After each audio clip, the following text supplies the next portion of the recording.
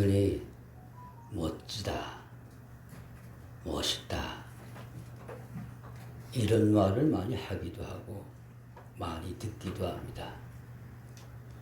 여러분, 그렇다면 멋있는 성도, 멋있는 사람, 어떤 성도고 어떤 사람일까요? 누가 멋있는 사람, 누가 멋있는 성도일까요? 미국 어떤 회사에서 사람이 필요하여 신문에 모집 광고를 냈다는 겁니다.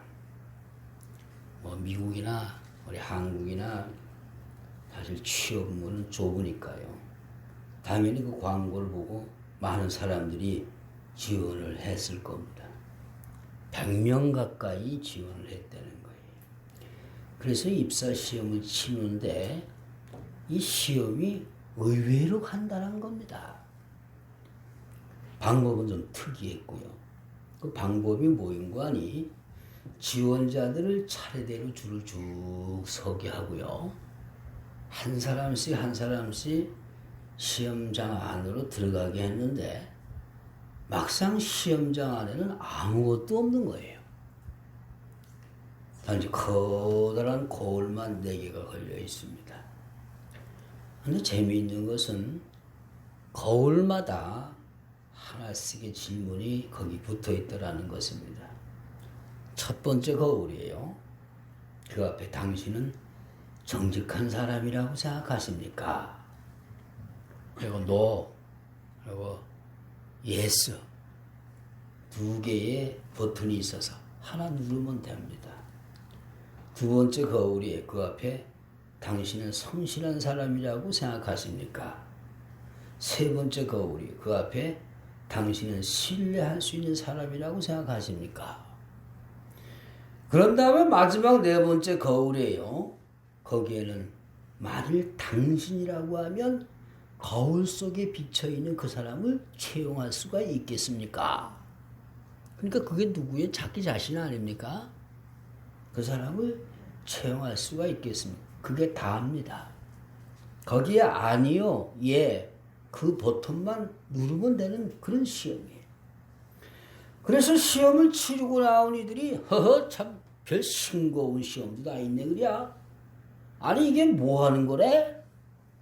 그러면서도 다들 잘 치루었다고 하는 분위기인데 나중에 합격한 이들을 보니까 지원자 가운데 막상 10% 정도 10명밖에 안 되더라고 하는 것입니다. 합격한 사람들의 공통점이라고 그러면 4가지 질문에 다 솔직하게 1번 당신은 정직합니까? 아니요. 2번 당신은 성실합니까? 글쎄요. 당신을 신뢰할 수 있습니까? 솔직히 그렇지 않습니다.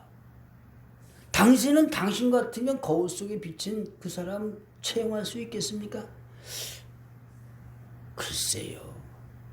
아닙니다. 그렇게 답한 사람들만이 선택이 돼서 그 회사에 채용이 됐다는 것입니다. 이게 이 회사는 실력 좋은 사람보다 스펙이 튀어나온 사람보다 그것은 이미 다 서류 심사로 채택이 났어요. 그건 선정해 놓고요. 그 회사만의 특성 때문에 그처럼 정직한 사람이 필요했기 때문이다. 그래서 그런 특이한 시험을 치루었다고 하는 거예요. 근데 더 특이한 것은 나중에 합격증을 보내주면서 그 합격증에 뭐라고 써있는 거 아니? 당신이 진정 멋있는 분이십니다. 라고 하는 칭찬의 내용이 거기 적혀 있더라고 하는 거예요. 그러니까 그 회사에서의 멋의 기준은 그 회사의 사원이 정직과 진실이었는데 정직과 진실. 여러분 사실 어떻게 보면 사람으로서 가장 멋있는 부분일 수가 그거 아닙니까? 정직한 거, 진실한 거. 그 회사가 요구했던 것도 바로 그런 것이고요. 사실 멋이라고 하는 거 사람들은 누구나 거기에 관심을 갖습니다. 그 멋이라고 하는 것이 일부 사람들의 평가를 더 좋게 혹은 더 낮게 하는 경우가 실제 들어있는 것을 봅니다. 원래는 좀 못한데 우선 멋이 있으니까 괜찮은 것으로 보여지고 그래서 그렇게 평가받고 인정받는 경우가 왕왕 있지 않았습니까? 그래서 사람들은 대체로 그런 멋을 위해서 신경을 많이 씁니다. 옷차림이라든가 머리 스타일이라든가 여자들은 요란하게 화장을 하기도 하고요. 심한 경우는 성형을 하기도 하고요. 근데 성경은 단언합니다. 사람의 진정한 멋이라고 하는 것은 그런 겉모양에 있는 것이 아니라 속모양에 있다. 우리가 잘 아는 성경 구절이 있죠. 사무엘상 16장 7절을 보니까 사람은 외모를 보거니와 나 여호와는 그 중심을 보느니라. 사람에게는 사실 겉모양으로는 도무지 평가할 수 없는 인격이라고 하는 것이 있습니다. 품격이라고 하는 것, 교양이라고 하는 것, 인품이라고 하는 것, 덕성이라고 하는 것. 특별히 교회 다니는 사람들에게는 신앙이라는 것도 있지 않습니까? 겉모양보다 눈에 보이지 않는 그 인격, 그 고양, 교양, 그 신앙이 바로 된 사람. 그러니까 어떤 측면에서는 하나님 앞에도 사람 앞에서도 진정 멋있는 사람이라고 하는 겁니다. 멋진 삶을 살아가고 있는 사람이라 할 수 있을 것입니다. 그 기준이 때로는 방금 전에 소개했던 그 회사처럼 정직일 수도 있겠고요. 무엇보다도 히브리서 5장 14절을 보니까 선악을 분별하는 자들이니라. 사람으로서 하지 말아야 할 것, 해야 할 것을 보자 확실하게 분별할 줄 알고요. 그걸 실제 삶에서 행하며 사는 사람, 객관적으로 본다고 할지라도 그런 사람이 정말 멋있는 사람들이라 그렇게 얘기할 수가 있을 게입니다. 여기 오늘 본문 말씀은 유명한 산상보훈 중에 나오는 말씀이죠. 이게 성도들의 삶의 지침서입니다. 신앙 지침서입니다. 거기를 보니까 너희는 세상의 소금이니 라고 그랬습니다. 우리는 이 말씀 속에서 성도의 진정한 것을 아마 찾아볼 수가 있을 것입니다. 너희는 세상의 소금이니. 너희는 세상의 소금이니. 그러니까 이제부터 좀 소금이 돼서 소금처럼 살아봐라 그런 얘기가 아니에요. 너희는 세상의 소금이니. 이미 소금이 되어 있습니다. 과거 완료형이에요. 거기다 너희는 그랬습니다. 너희는 다른 사람들을 가리키면서 하신 말씀이 아니라 너희는 뭐예요? 우리 자신이 먼저라고 한 뜻입니다. 일찍이 도산 안창호 선생이 남긴 말 가운데 하나 민족 개조론의 정신이라고 하는 글에서 나 하나를 먼저 건전한 인격자로 만드는 것이 우리 민족을 건전하게 하는 유일한 길이다 라고 그랬습니다. 나부터 고치고 나부터 바른 인격자가 된다고 하면 민족은 저절로 치유될 것이라고 말이에요. 내가 먼저 소금이 돼서 소금으로 사는 거. 근데 그게 어디서요? 다시 보니까 너희는 세상의 소금이니. 소금인데 세상의 소금이라고 그랬어요. 너희는 교회 안에서만 소금이니. 그게 아니고 이상하게 교회 안에서 만나보면 천사 같아요. 성남 성녀입니다. 얼마나 기도도 훌륭하게 잘하는지 몰라. 말씀을 받을 때 보면 아멘 아멘 혼자 은혜를 다 받습니다. 찬양할 때 보면 막 정신 나간 사람처럼 막 찬양하고 그런데 세상에 나가면 어떻습니까? 어느새 신앙이나 모습이 서서히 사라집니다. 이게 뭐예요? 겨우겨우 신앙인의 모습으로 살아왔다고 하는 거예요. 신앙인의 모습으로 살았다. 여러분 기억하십시오. 신앙인의 모습으로 살면 안 됩니다. 우리는 신앙인으로 살아야 합니다. 할렐루야. 신앙으로 산다라고 하는 말은 과거나 미래나 아니나 거치나 말이나 행동이나 다 신앙인인 것을 말하는 거예요. 그것이 너희는 세상의 소금이니. 이 말에 참된 의미라고 볼 수가 있을 것입니다. 오늘은 우리는 이 말씀 속에서 성도의 참된 멋을 몇 가지 생각할 수가 있을 것인데, 멋진 성도, 멋있는 사람들, 사실 누구입니까? 여러분 누구라고 생각하십니까? 성경에 멋이라고 하는 것은 꼭 외형만이 아니라 진짜 참된 멋은 겉모양에 있는 것이 아니고 속모양에 있다. 눈에 보이는 것보다는 눈에 보이지 않는 것에 있다. 그러니까 첫째 어떻습니까? 소금처럼 일절 변하지 아니하고 그 순수하고 순결한 성로, 그게 아름다운 거고요. 그게 진짜 소금처럼 사는 겁니다. 여기 본문 그 다음에 보면 소금이 만일 그 맛을 잃으면 무엇으로 짜게 하리요? 후에는 아무 쓸데없어 다만 밖에 버리어 사람에게 밟힐 뿐이라 그랬죠. 예수님 당시에는 지금처럼 소금을 정제하는 기술이 발달되지가 않았습니다. 그러다 보니까 사회 근처에서 생산된 소금에는 때때로 석고와 같은 이물질이 많이 섞여 있었다고 하는 겁니다. 석고의 색깔도 소금처럼 희니까 육안으로는 이게 석고인지 소금인지 잘 분간되지가 않습니다. 그래서 소금으로 알다가 나중 석고가 많이 섞여 있는 것으로 분별이 되어지면 쓸 수가 없잖아요. 먹을 수가 없잖아요. 이게 어쩔 수 없이 내다 버려야 되는데, 이걸 밭이나 정원에 떨어뜨리면 자라는 식물에 지장을 주니까 그냥 사람들이 많이 지나다니는 길바닥에 갖다 내다 뿌린다는 것입니다. 그러면 사람들이 오가며 밟고 다지는 가운데 잘게 부서져서 결국 흙 속에 파묻히고 마는 거예요. 소금의 생명 어디 있습니까? 결국 순결성, 성결성, 정결성, 깨끗함에 있는 거예요. 그래서 소금은 하얀 색깔 아닙니까? 누가 정말 멋있는 사람이냐? 누가 멋진 성도냐? 소금 같은 성도예요. 꼭 깨끗한 성도입니다. 정결한 성도입니다. 순결한 성도입니다. 야고보서 1장 27절을 보면 너희는 세속에 묻혀 산다고 할지라도 자기를 지켜 물들지 아니하는 그것이니라 그랬죠. 디모데후서 4장 10절 이하를 보면 사도 바울이 편지를 쓰면서 대많은 세상을 사랑하여 데살로니가로 갔고, 이어 11절에 보니까 누가만 나와 함께 있느니라 네가 올 때에 마가를 데리고 오라, 그런 말이 나옵니다. 거기 대마, 마가, 누가 세 사람의 이름이 나오죠. 다 같이 사도 바울이 선교 여행에 발벗고 나선 이들입니다. 야심차게 선생님 저요, 저도요 자원했던 이들입니다. 근데 막상 해보니까 너무너무 힘들거든요. 그래서 제일 먼저 세속적이던 데마가 세상을 사랑하여 세상으로 상징되어지는 데살로니가로 떠나버렸습니다. 그 다시는 성경에 등장하지 않습니다. 그날 이후 말 그대로 세상의 자식, 사탄의 도구가 되어버린 거예요.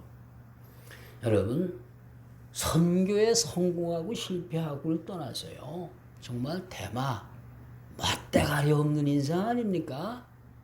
하다가 힘들다고 그만두는 거, 가다가 중지하면 안간만도 못하다고 그랬는데, 이어 마가라고 하는 사람 보십시오. 이 사람 역시 대마처럼 힘듭니다. 그래서 이 사람도 떠나요. 그런데 떠났지만 다행스러운 건 어떻습니까? 세상으로 가지 않았어요. 대마처럼 세상으로 가지 않고 고향인 예루살렘으로 갔습니다. 여러분, 떠나도 세상으로만 가지 아니하면 소망이 있는 법이에요. 그래서 주변 사람들의 충고도 있었고, 여기 말씀처럼 돌아오라 사도 바울의 권면도 있어서 다시 회심하고 되돌아오게 되는 거예요. 그래서 크게 쓰임 받지 않습니까? 되돌아온 거 물론 거기까지는 다행이지만 과거 그의 흠집은 아마 지워지지 않을런지도 모르겠어요. 자, 그런데 누가만 나와 함께 있느니라, 끝까지 변치 않고요 함께 했던 사람, 여러분 참 자랑스럽지 않습니까? 누가 정말로 멋진 사람이냐? 요란하게 화장하고 칠부치마 입고 목걸이하고 입술 빨갛게 그리고 그런 사람이 멋있는 사람입니까? 너절하게 시시때때로 달라지는 사람. 여러분 끝까지 스스로도요 소금처럼 변치 않고요. 소금은 방부제입니다. 남도 변치 않게 하는 순결성, 정결성을 지닌 성도. 끝까지 죽을 때까지 변치 않는 조선조의 폐위된 단족을 위해서 끝까지 지조를 지켰던 사육신이라고 하는 사람들이 있어요. 성산문, 박횡년, 하위지, 이계, 유성원, 유흥부. 한 목숨으로 두 임금을 어떻게 섬기느냐. 나는 죽더라도 지조를 지킨다. 생각하세요 여러분. 얼마나 멋있습니까? 그 사육신의 대표가 성산문화래요. 성산문의 시조 가운데 수양산 바라보며 이제를 탓하노라. 수양산은 중국에 있는 산이요. 이제는 백이숙제 중하라의 그 정승을 지냈던 사람들입니다. 이 사람들이 쿠데타를 통해서 쿠데타가 일어나서 나라가 망하니까 임금이 죽으니까 내가 이런 나라에서 더 이상 벗어날 수 있느냐. 그리고 수양산 들어갔어요. 이게 줄여 죽을 듯 체미도 하는 건가. 비로대 퇴셀 귀신들 귀히 땅에 난다니. 이게 골아가지고 그냥 읽으면 잘 못 알아듣는 무슨 말인 거 아니. 차라리 굶어 죽더라도 수양산 들어가서 이 사람들이 그저 숙주나물이 아니라 뭡니까 고사리 이런 나무떼도 먹고 살다가 거기서 죽었다는 거예요. 차라리 굶어 죽지. 결국 그 나라에서 그 땅에서 나는 거 그걸 먹고 목숨을 유지하느냐. 성산 그 지조 얼마나 멋있습니까? 반면에 같은 시대지만 신숙주 물론 그가 정인지와 더불어 한글 창제에 큰 공을 세우긴 했습니다. 근데 신숙주 그러면요 변절의 대명사 아니에요? 우리가 잘 먹는 나물 가운데 그 숙주나물이요 맛은 콩나물보다 훨씬 좋습니다. 근데 이게 쉽게 변하거든. 숙주나물 할 때 숙주가 바로 신숙주에서 나온 거예요. 숙주나물. 여러분 성도라고 하면 어떻습니까? 성산문을 비롯한 사육신 같은 그런 변함이 없어야 해요. 할렐루야. 참 멋있지 않습니까? 32살 나이에 일본 훅국구 형무소에서 참 요절했던 그 시인 윤동주 한번 생각해 보십시오. 내가 하늘을 향하여 하나 부끄러움이 없었다. 그 충절, 그 일제 모든 고문에도요. 그 충절, 변함이 없는. 그게 소금 같은 성도고요. 그게 진짜 멋있는 성도예요. 할렐루야. 소금 같은 성도들이 되시길 축원합니다. 그 다음 두 번째, 너희는 세상의 소금이니. 많은 사람들이 어떻게 사는 것이 바른 신앙생활이냐 묻습니다. 많은 사람들이 어떻게 믿는 것이 멋진 신앙생활이냐 그것도 묻고요. 거기에 대한 답은 간단합니다. 너희는 세상의 소금이니. 두 번째, 이 소금의 특성처럼 사는 것이 가장 바른 신앙생활이고 가장 멋진 신앙생활이라고 하는 거예요. 뭐처럼요? 소금의 두 번째 특징처럼. 이는 소금의 특성 중 꼭 있어야 한다고 하는 의미입니다. 여러분 소금은 어떻습니까? 필수품이죠. 없으면 안 되는 거. 필수품 성도. 기왕 예수 믿을 바에는 필수품 성도들이 될 수 있길 바랍니다. 그 사람 교회 없으면 안 됩니다. 그 양반 성가대에 없으면 안 됩니다. 그 양반 우리 회사에 없으면 안 됩니다. 그 양반 우리나라에 없으면 안 됩니다. 여러분 실제 임진왜란 때 이순신 장군 없었으면 어떻게 됐겠습니까? 6.25 때 메가더 장군 없었으면 어떻게 됐겠습니까? 실제 성경에서도 홍수시대에 노아가 없었다면 이 나라, 이 세계가 어떻게 됐겠습니까? 출애굽 시대에 모세가 없었으면 이스라엘 백성들은 어찌 되었을까요? 대리인이 없어요. 필수품 지도자입니다. 반드시 있어야 했을 일. 그게 소금 같은 성도요. 아까 제가 목회하던 교회에 김대혁 집사라고 하는 분이 있었습니다. 이 양반이 취업을 한 후에 항상 제일 먼저 출근을 했습니다. 그리고 누가 뭘 시키지 않는데 제일 늦게 귀가를 했습니다. 퇴근을 했습니다. 제일 먼저 출근한 이유는 사무실이 업무에 쉽게 들어가도록 집안일에 미리 알아서 세팅을 하기 위해서예요. 제일 늦게 퇴근한 이유는 직원들이 다 들어가고 난 뒤 온갖 뒷정리를 다 해놓기 위해서입니다. 누가 시키는 것도 아니고 꼭 해야 될 것도 아니고요. 그렇다고 월급을 더 주는 것도 아니고 더 받는 것도 아니었습니다. 다만 내 직장인이 내가 최선을 다한다. 처음 각오대로 그냥 그렇게 열심히 붓는다. 그거 하나예요. 아무도 안 보는 것 같았습니다.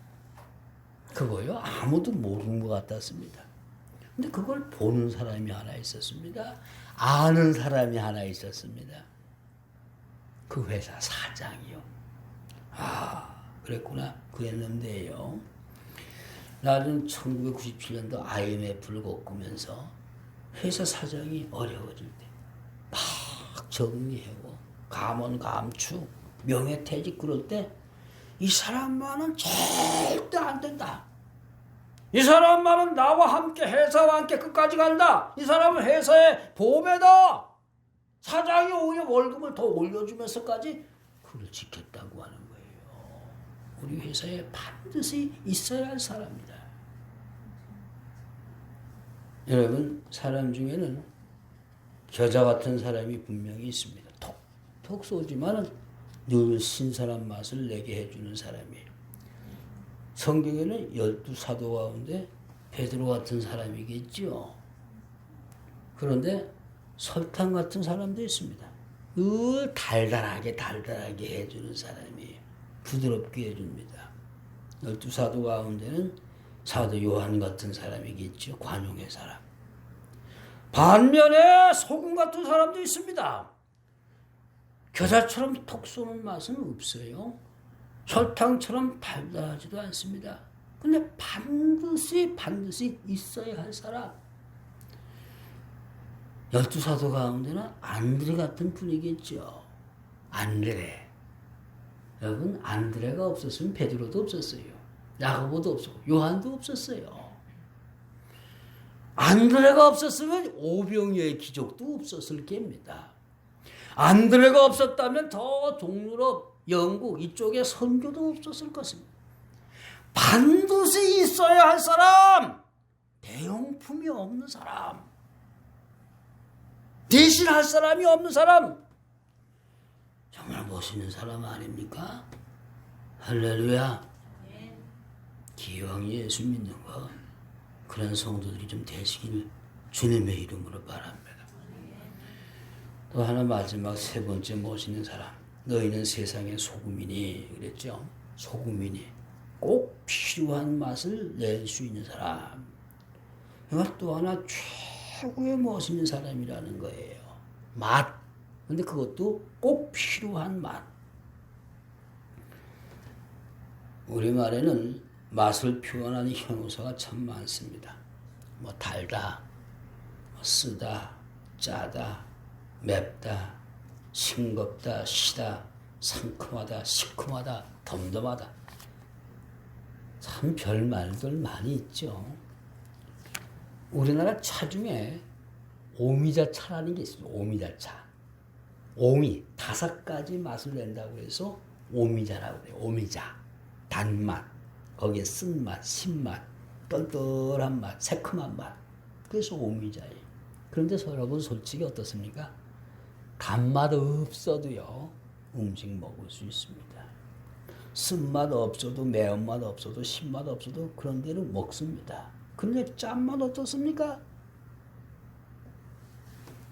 싱겁게 먹는 게 건강에 좋습니다. 그러지만 그래도 어느 정도 좀 간간해야지. 지난주 중식한 양반들 회개해야 돼요. 음식을 왜 그렇게 싱겁게 했어요? 음식을 왜 이틀 동안 죽으라고 하고서 너무 싱겁게 해가지고 나는 많이 못 먹었습니다. 나는 짜게 먹자. 간간해. 너희는 세상의 소금이 꼭 필요한 맛. 사실 짠맛이에요. 성도들에도 그런 사람이 있습니다. 그런 존재가 멋진 성도라고 하는. 어떤 교회 모임에서 젊은 부부들이 연합 모임을 갖고 있었는데요. 가장 성경적인 부부를 찾자.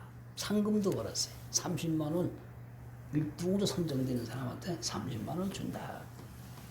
가장 성경적인 부부요. 한 부부가 나와서 자기들 소개를 합니다. 제 나이는 39세고요. 내 아내 나이는 27세입니다. 근데 구약이 39권이고 신약이 27권 아닙니까? 39, 27. 그러니까 진짜 성경적인 부부가 아닌가요? 그 소리 듣고 듣던 사람들이 와 하면서 막 박수 쳤습니다. 그래 그렇구나. 다음 부부가 나왔습니다. 여러분 제 이름은 김명철이고요. 제 아내의 이름은 이지혜입니다. 그래서 지혜와 명철이 만났으니 이거야말로 성경적인 이름 아닙니까? 그랬더니 아까보다 더 큰 박수. 맞다. 정말 성경적인 부부다. 세 번째 부부예요. 제 이름은 신명기입니다. 신명기입니다. 그리고 제 아내는 조민숙입니다. 조민숙. 이 민숙이요. 그러니까 신명기하고 민숙이가 만났으니까 여러분 이 정도면 성경적인 부부가 아닙니까? 그러니까 정말 박장대소가 터져나왔고요. 우려와 같은 박수를 받았습니다. 맞다 맞다. 그 다음 부부가 나왔습니다. 우리 집은 2층 집이었습니다. 제 아내가 된 사람은 옆집인데 제 아내는 1층에 살았습니다. 2층에서 1층을 내려다보면 목욕탕이 잘 보였습니다. 그래서 나는 가끔씩 내 아내 된 사람이 목욕탕에서 목욕할 때 불을 탁 끄고 망원경으로 훔쳐봤습니다. 누가 연상됩니까? 다윗과 밧세바 아니요, 그죠? 지금 제 아내가 바로 그 밧세바입니다. 나는 다윗입니다. 이거야말로 성격적인 부부가 아닙니까? 막 그냥 박장대소가 막 사람이 막 떼굴떼굴 구르는 사람들. 자, 마지막 한 부부가 또 나왔습니다. 여러분, 저는 양복점을 운영하는 사람이라 늘 멋을 만들어내는 사람입니다. 제 아내는 식당을 운영하는 사람이라 늘 맛을 만들어내는 사람입니다. 성경에 너희는 세상의 소금이니 라고 하신 말씀, 소금처럼 우리 부부는 늘 맛도 만들어내고 늘 멋도 만들어내고 있으니 우리야말로 진정한 성경적 부부가 아닙니까? 다른 부부가 나왔을 적에는 막 박수치고 그냥 웃기만 했는데 이 부부가 나와서 그러니까 아멘 아멘 아멘 소리까지 막 나오는 거예요. 박수소리도 제일 크고요. 누가 1등 했겠습니까? 여러분 1등하고 2등하고 그게 중요한 것이 아니고 이 마지막 부부처럼 꼭 필요한 멋도 맛도 만들어내는 사람들, 그게 소금 같은 부부고요. 그게 정말 멋있는 사람들이라고 하는, 멋이라고 하는 거 사전에 찾아보면 차림새, 행동, 됨됨이가 세련되고 아름다운 거 그렇게 되어 있습니다. 물론 그 멋이 사람마다 다 다를 수는 있을 거예요. 연예인들을 보면은 S라인, 그렇죠? 또 V라인. 운동선수들은 그냥 단단한 그냥 근육질. 군인이나 경찰들은 그냥 용감무쌍한 모습. 학생들은 질서정연한 모습. 그러나 그들의 한계는 다 외모, 외형이라고 하는 거. 성도의 참된 맛 어떤 것입니까? 오늘 말씀을 다시 돌아보시기 바랍니다. 너희는 세상의 소금이네. 소금에서 배워야 합니다. 소금처럼 순결한 거, 정결한 거, 깨끗한 거, 소금처럼 꼭 있어야 될 사람으로 사는 거, 필수품 성도가 되는 거면 대용품이 아닌 거예요. 그리고 또 하나요. 소금처럼 꼭 필요한 맛을 낼 줄 아는 거. 사랑하는 여러분, 이날 이후 정말 소금 같은 성도들이 되심으로 성도로서 참된 멋과 맛을 드러낼 수 있는 축복의 백성들이 되시기를 주님의 이름으로 축원합니다.